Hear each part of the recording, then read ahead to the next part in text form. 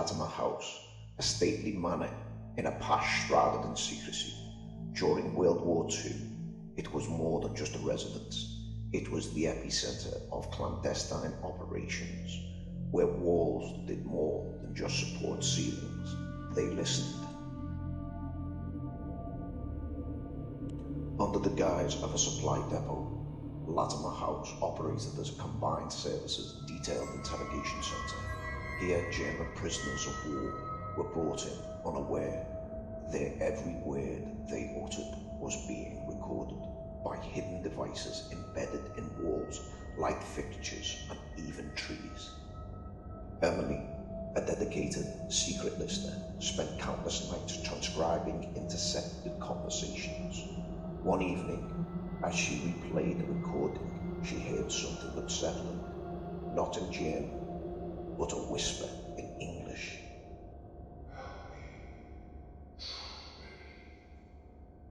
Driven by curiosity and a sense of duty, Emily ventured into the depths of Latimer House.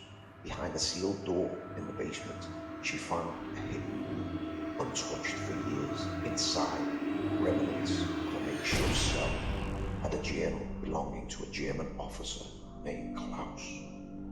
Klaus's journal spoke of his realization that the house was bugged. He wrote about voices in the walls, not just of his fellow prisoners, but whispers that seemed to come from the house itself. He believed the house was alive, feeding off secrets. The more Emily delved into Klaus's writings, the more the house responded. Whispers turned into voices, calling her name. Shadows danced just out of sight, and recordings she never made played on their own. Latimer House, to most, it's a charming country hotel nestled in the Chilterton Hills of Buckinghamshire, a hidden gem for weddings, conferences and quiet getaways. But behind its perfectly trimmed hedges and elegant staircases lies one of Britain's darkest wartime secrets. And some say the war never ended here, because Latimer House doesn't just keep secrets, it keeps the people who have them. During World War II, Latimer House served a terrifying purpose. It was the combined services detailed interrogation centre. Captured Nazi officers were brought here, not for torture, but for something far more insidious. Every room, every hallway, even the gardens were up. The prisoners didn't know. They were being recorded, but the walls did, because they were listening. And some say they still are.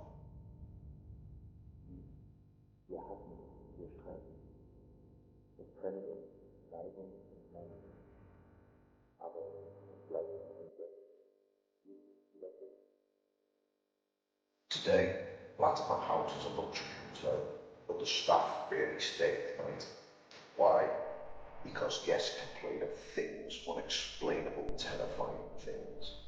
Let me read you just a few modern accounts from visitors brave or foolish enough to sleep here.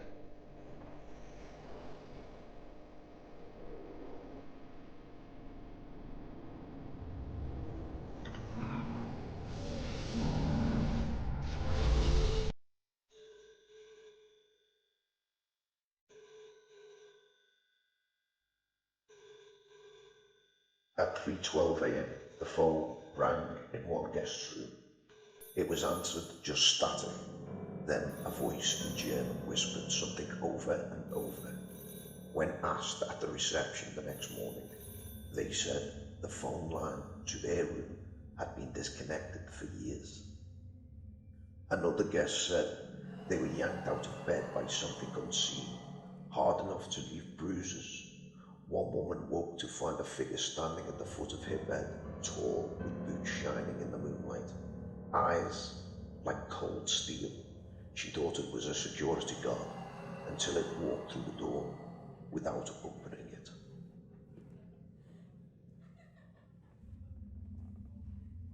People have reported seeing the ghost of Rudolf Hess. He was brought to Latimer House after being captured when his plane crashed in Scotland. There is one spirit whose name has become legend here, Klaus Müller. a high-ranking Nazi officer captured in France and brought to Latimer House in 1944. He never said a word during interrogations, never gave up information, but he listened, and one night he tried to escape. He never made it. Some say the guards shot him. Others claim he jumped from the top floor after being driven mad by the voices in the walls. Either way, his boots were never found. Today guests report hearing them, heavy leather soles pacing the hallways, door handles rattling, lights go out, and then shouting loud, guttural German echoing from the empty rooms. Oh, ich kann kotzen! Wir streiten. Es trennt uns Neigung und Meinung. Aber es bleicht indes die Sicht.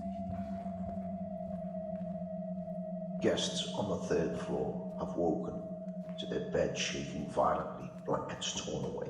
One woman was pinned to her mattress, while an old radio in the corner blasted wartime propaganda in German. There were no radios in her room. During renovations, workers uncovered the sealed cellar below the library. Inside, dozens of old recording reels, some still played. What they heard was horrifying, not just confessions or enemy secrets, but screams, whispers, begging to be let out, begging for their lives. And in one recording, you can hear someone say, in perfect English, "If you hear this, it's already too late." Then static.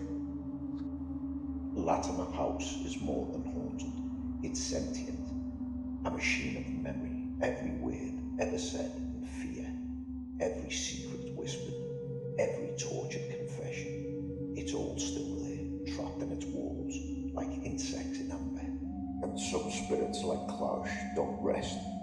They pace, they shout, they wait for you to check in.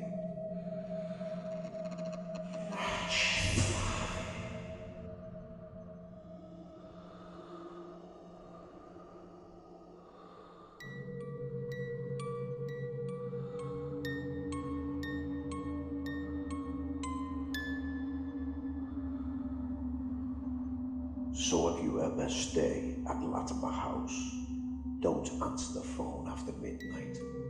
Don't sleep with the lights off.